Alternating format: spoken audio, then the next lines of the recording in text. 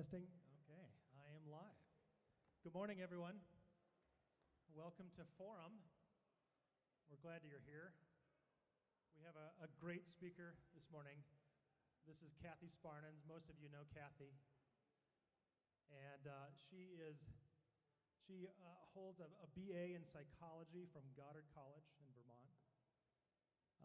For the past 20 years, Kathy, her work has specifically centered on grief education support for families suffering significant loss in both El Paso and Teller counties.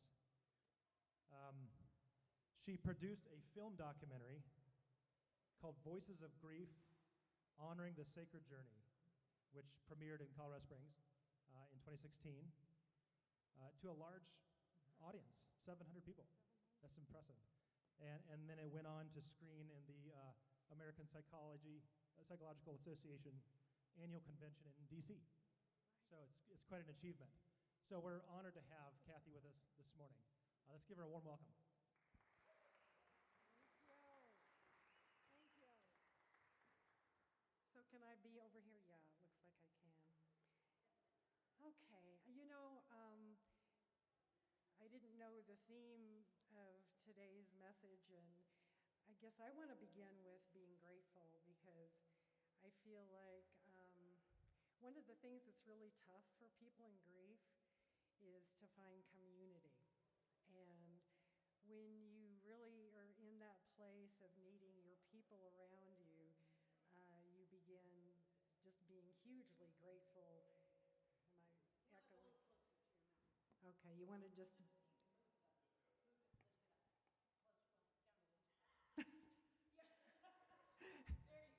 Okay, so when you find that community, you just want to hold tightly. So I want to say I'm grateful to this church and so many people in here, the Stephen ministers, and I feel like the community of this church has really embraced me and supported me as I was doing the film, and I feel like the same thing has happened for what I'm doing now is an expansion of what I started with the film, because the whole reason I was inspired to do a film was because I saw very often our culture doesn't know how to support people in grief.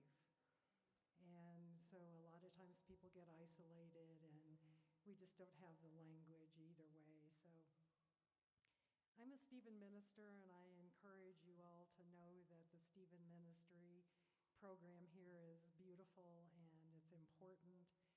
And honestly, I kind of think what I'm doing in facilitating grief groups and bringing education out to the community, I think a lot of it is a ministry.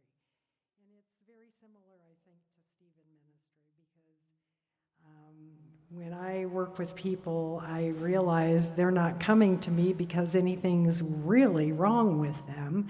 They don't need a diagnosis. They're coming to me because their hearts are broken at that moment.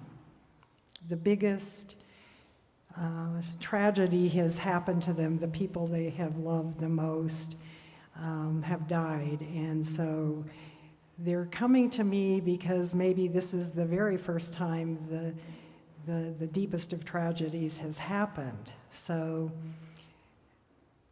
And we need one another. People are not meant to walk in grief alone. The great theologian Oscar Wilde said, "Where there is sorrow, there is holy ground." So I like to always, in how I approach this work, understand how Spirit is moving. And even though the groups I do in our community are not religious, we welcome everybody at the table. But I always say to folks when we're gathered is that, this is a big time in your life, and it's a time when whatever gives your life meaning is one of those sources that you really want to embrace. What are your holy books? What are your words of Scripture? And maybe they go to Mary Oliver rather than the Bible, and maybe they go to sit under a tree instead of a church. But I always try to encourage people to understand, find your people and find the people who give you grace. Stephen Levine is one of the people I love reading, and he helped me years ago kind of give me a almost poetic and pretty spiritual feeling about this work, because he said, grief is a consequence of love. And I believe that. And I think it gives you a different perspective when you understand it that way. That while you're in uncharted territory, you're there for good reason. So just to say, give you a tiny bit of some of what my biggest grief was and that I have worked through all these years, kind of helps to know that where I began with this journey was in my own home and growing up in Indianapolis. And my parents, when I was 18, went through a real messy divorce. And so everything was upended. And, right as I was getting ready for college and my sister was getting ready for her junior year in high school. And then I had a 3-year-old sister at the time who was just in the midst of all this chaos. So it was a scary time, and I think in a way I was kind of sheltered and was ill-prepared for some of the reality of what happens in a divorce and how families get broken.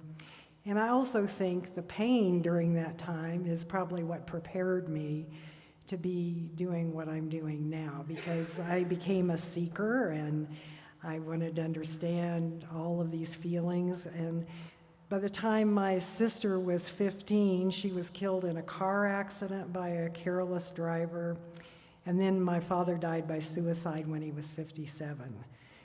So I look back, I realize we did have some deep love and roots in our family that helped us survive. And kind of out of my baptism by fire and by the grace of God, I received some good therapy and returned to school. And I just wanted to make sense of my early pain. So that's kind of how I began in this. My religious and spiritual background includes attending Catholic schools for 11 years. Then in the summer, we visited my grandmother, and we're faithful Baptists. So I'm a little schizophrenic in that area. So, and I do love some of the Buddhist ideas in Stephen Levine's book. And I think it's no mistake that I found this church. So I'm so grateful, and as we are all grateful for Leanne and how we're beginning again here. So this is not a talk about theology. It's more of a description of kind of how I see Spirit and God moving in me and my work with people in grief. I love it when I see scripture and religious writing feel appropriately reflected in my work. So I'm not a therapist, I'm a grief educator, and I follow Dr. Alan Wolfeld's companioning model as I walk with people in their grief journey.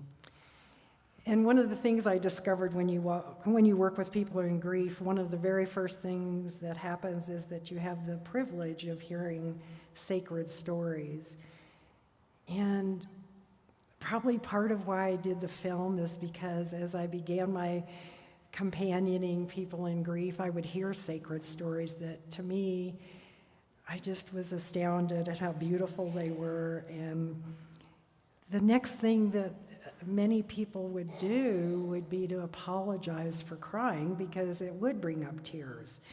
So when our hearts are broken and we're literally crying our lament to the mountaintops, why wouldn't you be crying?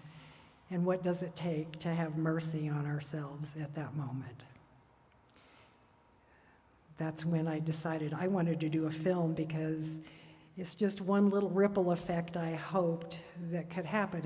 The film's a documentary, and so it does give some ideas and help give people some different perspective on grief and what an honorable journey grief can be, not something to be terrified of. So I think it gives perspective that in our holy books, we're told that Jesus wept. His friend had died. We can read the Psalms and hear the cries of lament. So at its core, lamentation is an act of faith. Our hope is for God to do something about our pain. Psalm 130, out of the depths I cry to you, O Lord, hear my prayer. Psalm 6, my soul is deep in anguish. How long, Lord, how long? Grief and mourning are part of a spiritual journey, a lot like going through a forest without any markers. And grief forces us to examine our most fundamental beliefs and feelings about why we're here and what life means. We might become angry with God, our source, the universe, for inflicting this pain. And I think we need room to work that out. I always bring up the work of C.S. Lewis in my groups because I don't always tell everyone he's Christian. I just say, this is an excellent book. Yeah. But you know what C.S. Lewis does? He was so heart-wrenched at the death of his wife, and you all may remember the story that he didn't marry till much later in life and found the love of his life, and in that time frame she was actually dying of cancer. So they only had a few years together. And his grief was inconsolable. And he's an educated and renowned writer.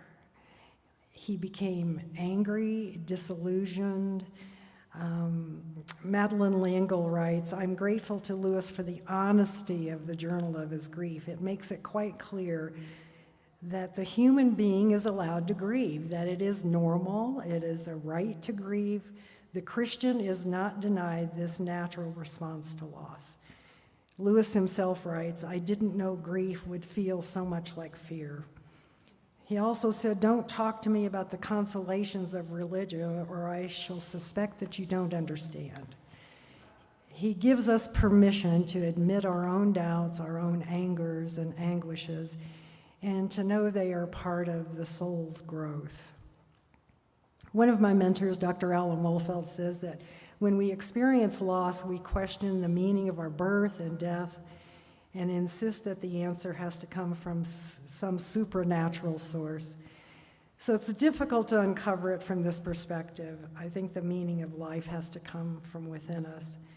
And the most satisfying of those meanings always arises from love, the love of others, the love of work, the love of God, the love of the pilgrimage toward the heart, the love of the art and science of self-discovery. So it is from love's absence that the world often seems the most meaningless.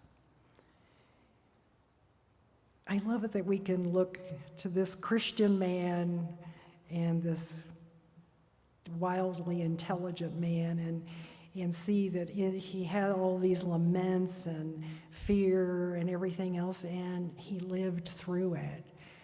And he kind of is a beautiful model for current, more contemporary model of how someone really needs to go through grief, and they're doing that because they have been so in love. I think it helps for you to know my inspiration for the film is rooted not only in my own grief journey, but the experiences I have when I facilitate groups. I started these groups almost 20 years ago, and to this day, I still experience the apologies for crying and deep suffering. You know, I spend a lot of time in our initial groups to find as many quotes as I can to honor tears. They are sacred, and so we spend time, I think, giving compassion and honoring the person's story and honoring why they're there. And I hope, and I think it's true that, you know, we are teaching what we most want to give. And we hope that that love, that folks can then take in that compassion and then begin giving it back to themselves. So the word bereavement means to be torn apart, to have special needs. Stephen Levine says that grief calls us to open our heart in hell. Our hope is wounded, and life can spin out of control. And I think the main thing we teach in our support groups is how to approach our suffering with mercy and loving kindness. Our culture and sometimes organized religion can teach us to judge, to deny the unpleasant, to withdraw from pain. We want everything done quickly. We like a checklist, stiff upper lip. We're rugged North Americans, and oftentimes we might lull ourselves into thinking that death is not an option. We have antibiotics. People don't see sometimes their first funeral till they're 40. So since the Industrial Revolution, our families have become scattered. We used to have more community, and we lived in farming communities. We saw death, and we had rituals to help us know what to do when we didn't know what to do. People wore mourning clothes and invited us into their pain, even if we didn't know them. And I get the picture nowadays of, we don't have those kind of communities anymore. We're very fortunate here. So again, gratefulness abounds today around the community we have here. Because if you can just have a picture of how the world can seem kind of chaotic when you're in the midst of the deepest loss of the love of your life, you're not wearing black, so someone can come up to you and say, "Oh, I am sorry," even if they don't know you. And so most folks, I think, do search for community in the midst of their pain. And we've been given so many models of perfection and admonitions to cure pain. We sometimes think we have a right to live pain-free.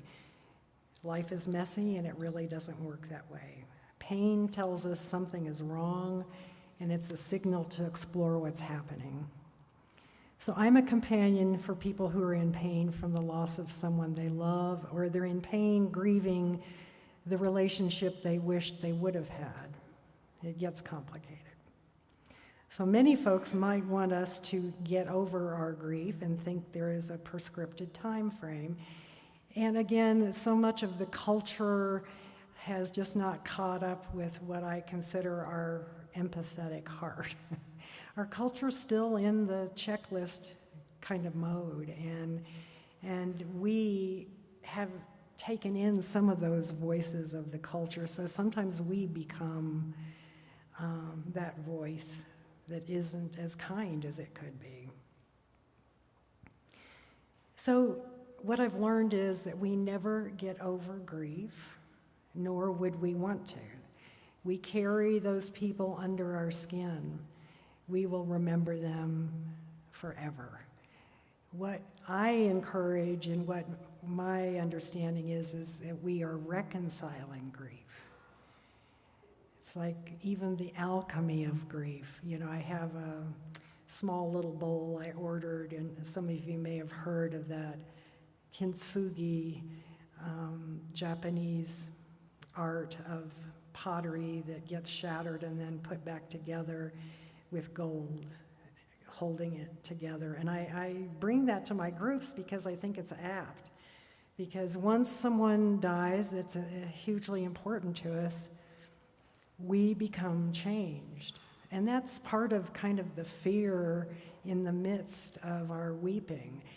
It's like, who am I now?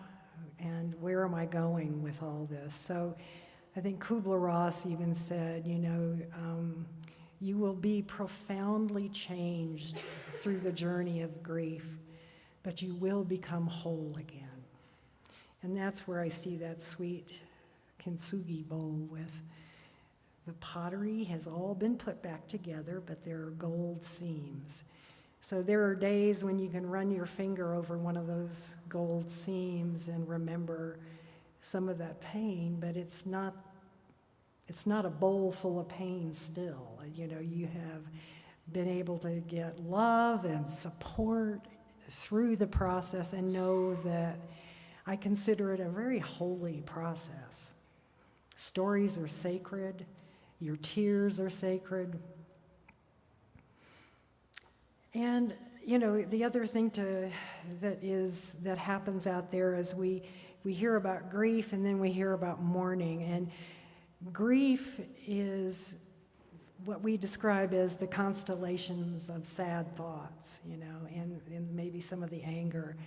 Mourning is what a lot of us are missing these days. Mourning is how do we move from what is inside of us, that pain, how do we move it from inside out? And that's why tears, I think, deserve a lot of respect. And there are other ways of mourning, you know, journaling, doing some kind of spiritual practice. I think singing. Stephen Levine talks about how the ear is kind of set up to look like a labyrinth if you really look at it. So he thinks the singing and the reverberation of our voices really kind of takes us back to our center. So he sees singing as part of a holy process. So when we're able to reconcile grief, I have to tell you that we need people around to remind us that we're in an honorable journey, and it takes loving compassion. It requires loving kindness. It involves forgiveness. We're so caught up in perfectionism that we require our grief process to be perfect. And so it's insidious how we might be talking to ourselves. Sometimes we've accepted the authority of the culture as our voice, even more than the voice of a kind and loving God. So whose voice is it that says not to cry, stiff upper lip, and move on? I know I pray for loving kindness, for forgiveness of thinking that I am weak or of little faith. I pray for loving kindness to permeate my grief and mourning, and I have that prayer for everyone I walk with. I pray to an all-loving God that has mercy on me for the pain I suffer, and I pray for help in deciphering how to approach my pain of grief. Now, for the purpose of this talk, I'm really bringing up the pain of grief because generally that's who I see, people who have just lost the love of their life. I also have had someone just come into my group that is really quite fine. They had a wonderful relationship. They walked together through his sickness, and then he died. And so I think it's important for her to know she doesn't have to feel pain. She can celebrate the life that they have had and that where she is now. So it's not a requirement. So I think approaching pain is counterintuitive. Make sure I'm not getting too crazed here. I know this time is short, so okay. So, you know, in my teachers, all of my teachers really actually begin in our studies of grief when I do groups. And we first talk to people about surrendering our pain and standing under our pain, and that understanding that it is a mystery sometimes, and that it's not to be understood rationally. I think Levine, I really recommend this book, Unattended Sorrow by Stephen Levine, because he actually really helps us understand how to have loving kindness and mercy, and describes even in our pain how we might be holding our breath, and how do we begin moving into that space of our breath and breathe again and trust it. And I think there are other things I can say here without getting too crazed. I'm not going to take up a huge amount of time because I want to show you a little clip from my film. Here's the thing, and why I think it's important to do this work, and why I think Stephen ministry is huge. I am walking with people who are having a tough time being kind to themselves for the process. So I truly, the main thing I teach is how do I honor how I'm walking, and how do I find people who know how to walk with me and have their hand on my shoulder. That's really what I'm doing, and if that isn't the most spiritual journey, I don't know what is. So the ultimate purpose of God's love for all of us, human creatures, is love. Faith, hope, and love, and the greatest of these is love. These are my guiding lights. So be thinking of your questions. I'm going to show you now the 5 minutes of my film that I thought it was important when doing a film on grief that we put spirituality into it, so I got a lot of pushback from my filmmaker at times, because this film had to go everywhere, so sometimes, so we were very broad in how we looked at spirituality in a universal way. So whatever my cue is, there it is.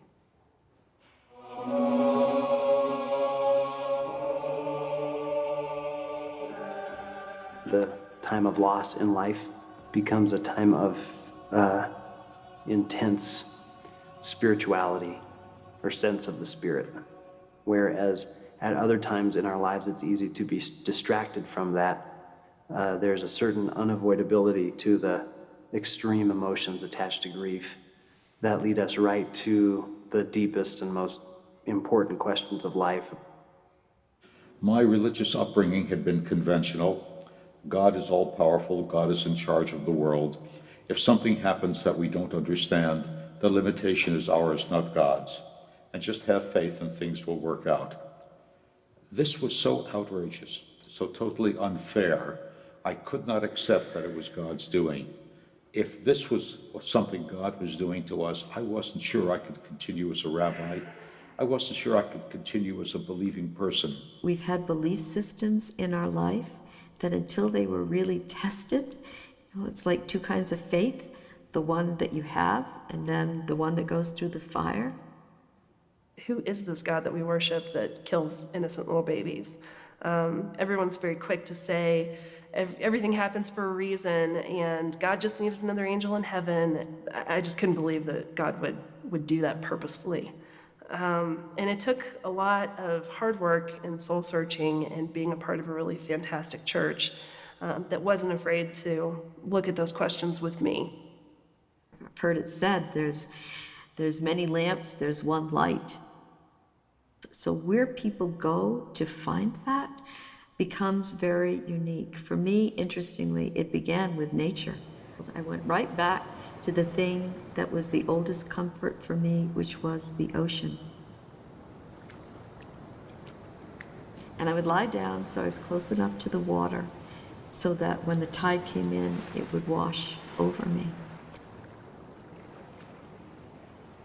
After Bernard died, I went on a walk every day by the river and talked out loud the whole walk every single day for months. I'm not saying I heard a physical voice say something to me, but when I asked the most profound but simple questions, why? What do I need to do? How do I get through this? Words came into my head. Be with it. Give yourself time. Be gentle with yourself. What came out of it were these beautiful, soothing things. And I allowed myself to believe that they were real. They're as real as any other thing I can think of. And I allowed myself to be soothed or stimulated to pursue a different line of thought. We believe that the soul and the spirit actually tends to start to leave, and then by the 10th day, we have 10 days of which to dream. And if there's something that we left unsaid, we can ask them to come into our dream and have that discussion. Oftentimes, in the Western perception, they look at that as something that's an end, termination of relationship, and finished. In the Eastern tradition, there's always the perception that life is not only present in the physical world. And growing up in an Asian community, you always are told about ancestors. You also often talked about the afterlife, that whatever you do now will affect your life after. So it's a completely different perspective, and it actually gives you a hope that it's not the end. If all I am is a body, then I began at my physical birth and I die with my physical death. That's it. But if you look at life from a spiritual perspective, birth, your physical birth, was just a continuation, not a beginning. And physical death is not an end, it's a continuation.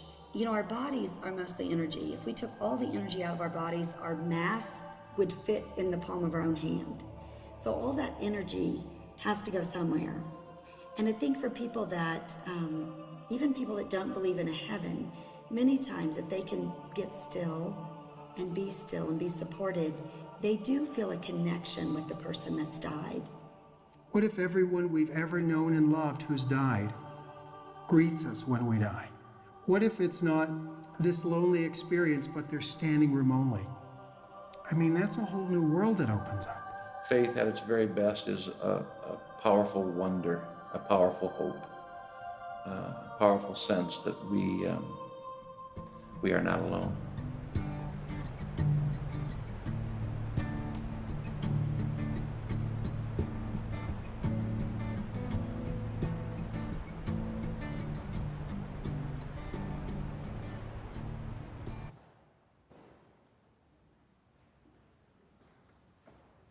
All right. Thank you so much, Kathy. That was a wonderful message. Do we have any questions for Kathy? I just want to say, you know, this part of the film, they didn't have the captions or the titles, so that was Rabbi Harold Kushner. Isn't he wonderful? And then, of course, Marianne Williamson, who's a big spiritual teacher, and then David Kessler is a big teacher in grief, and our own Benjamin Broadbent. We saw him, and Leanne Hadley, so it's kind of neat in that clip. There's some familiar faces and some famous ones. So I wanted to go after some of those famous voices because sometimes we need somebody that's maybe a little bit bigger than life to remind us of some of these truths about what's going on in this time. So yes, I'd love to hear questions. Yes?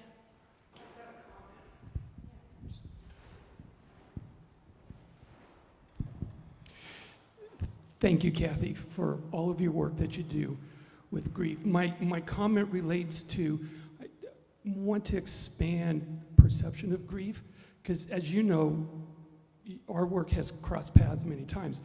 And I work with family caregivers a lot. And caregivers of family members are grieving, and they don't know that they're grieving. They don't know the loss. They don't know where the pain is coming from. And oftentimes it's that unacknowledged grief. So my comment is for all of us here, if you know of people who are caring for other family members, know that they are probably grieving. But they don't know that they're grieving.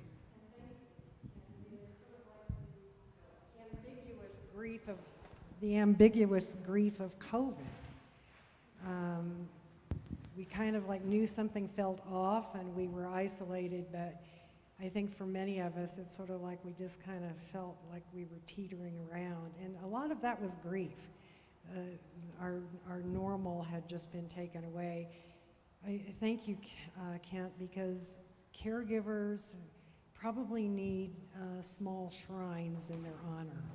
You know, I have done some work also for Alzheimer's caregivers. And that's another particularly cruel time for caregivers because sometimes even doctors don't want to give that diagnosis of Alzheimer's. So understanding that some of how their person who's suffering a brain disease might be saying some kind of unkind things, and then the caregiver takes it personally.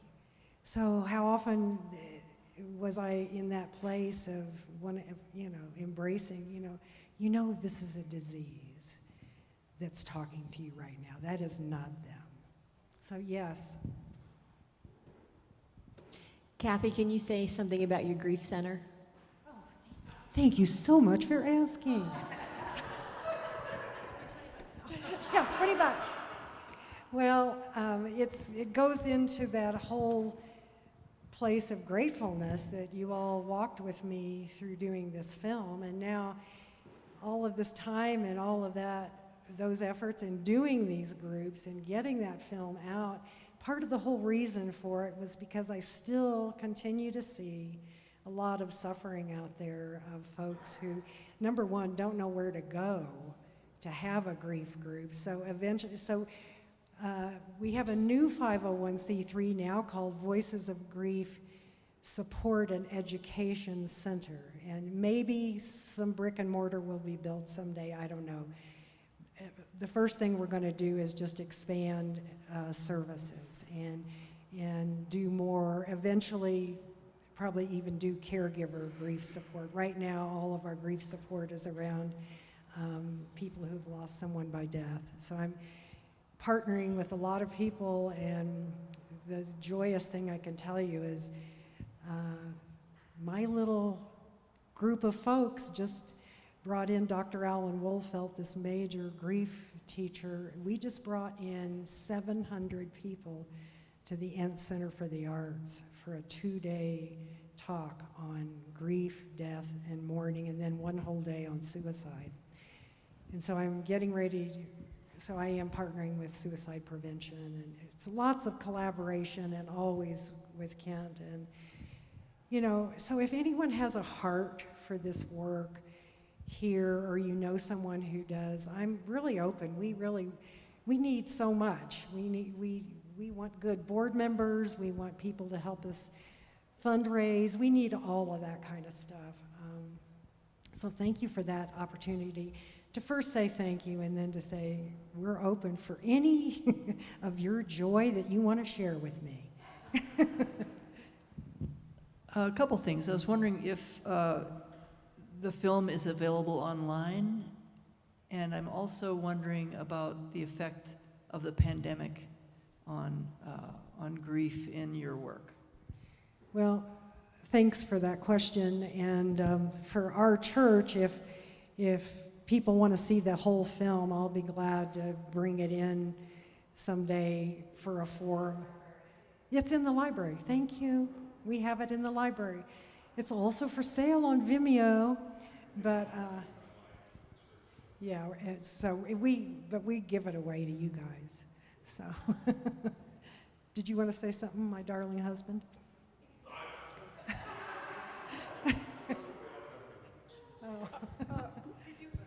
Did you finish about No, the I didn't, actually.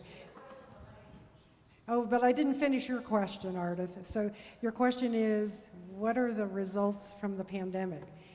I see the results from the pandemic in a few different ways. The other thing that happens in this culture around grief and death is that, number one, Christians are losing their rituals.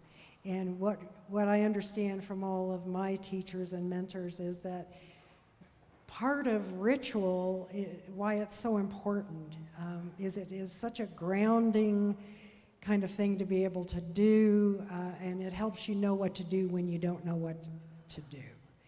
And I look at the Jewish tradition and how they have continued their rituals. I look at the Catholic tradition, and many of them still keep a lot of rituals. But Thomas Long, I guess I would call him a theologian, also wrote a book with Thomas Lynch, who is a funeral director in Michigan. They wrote a book together about how Christians are losing their rituals, and Thomas Lynch talks as a funeral director about the importance of ritual. And most of the important teachers right now really do emphasize it. Like Dr. Wolfelt just talked about a funeral in his own family where the minister got up and said, "We will not have tears here today, and Joyce is going to be so happy because we're just going to, you know, John is now in heaven." And so, I mean, that is in Dr. Wolfelt's family, they had that funeral. So he actually redid the funeral to have a funeral where people could come together and remember their loved ones and put their arms around you, and where you maybe process into the church and process out Those are important things, and we are, as a culture, beginning to lose a lot of that, and think of those families in COVID that could not even have a funeral. I mean, I know here in our church, you know, it took, what is at least 2 years to have Janet's funeral, just to try to get everyone in and get this COVID thing done. And so what happens is everyone puts things on the shelf. So it really, it leaves a little pain in your soul. That's why it's important to have community and be able to talk about people and ask about the person who died. You know, oftentimes people are so afraid of the person who's grieving because they don't want to make them cry. And it's like, you know, they're probably crying anyway, and they might love to hear you mention their loved one and tell a story about them and just say their name. You know, I hear stories about how someone dies and there's such fear permeates the family that all the pictures are taken down and they're forbidden to say the name again. And in some cultures, you know, saying the name out loud is how they keep that legacy going. And so it's kind of amazing to me that we're in this place in our culture around. This is an ancient truth.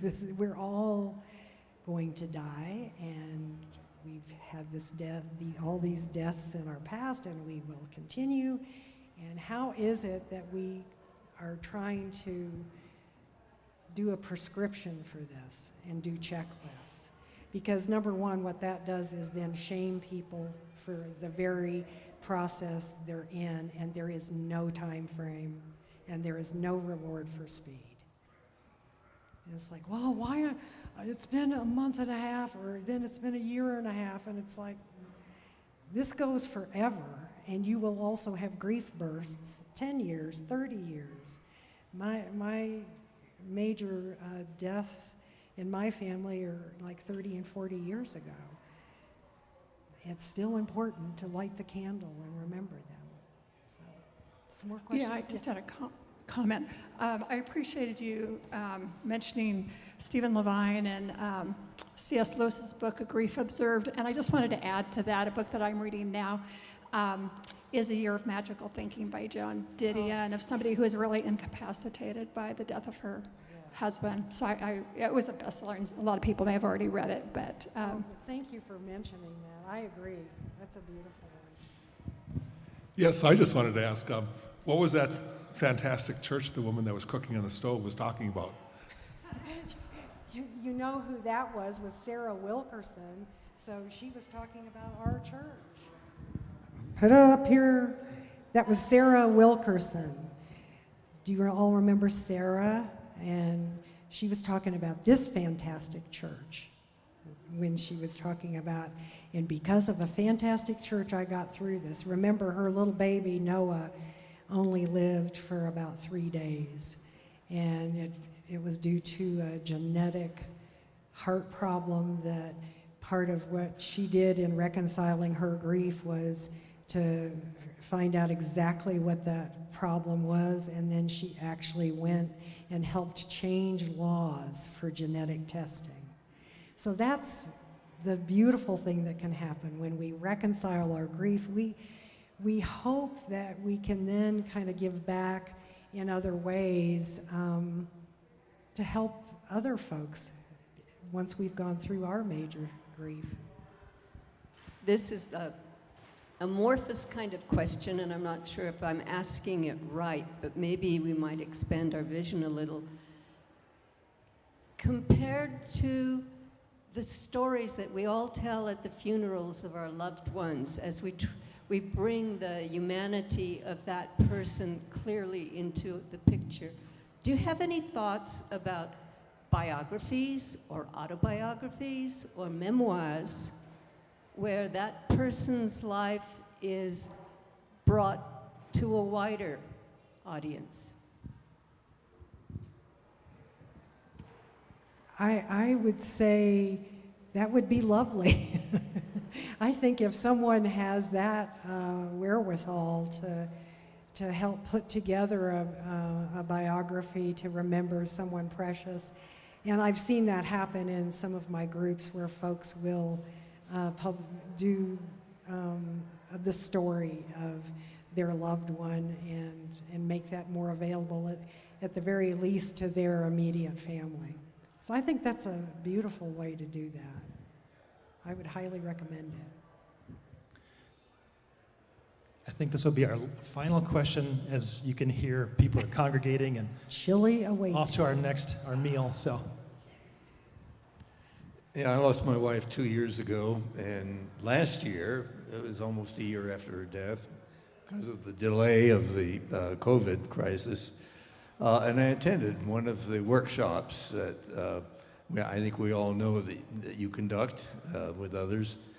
And I think the real value of that is, besides what we read there and what we can gain from just seeing the movie, is the other people there who were also grieving. There were 9 of us in our group, and every session, 10 sessions, we checked in, talked about where we were, we shared our grief, all very different, but it was a group which really enabled me, speaking for myself, to put in perspective where I was, which was different than the others, but sharing our statements and our feelings of grief with others was a big help.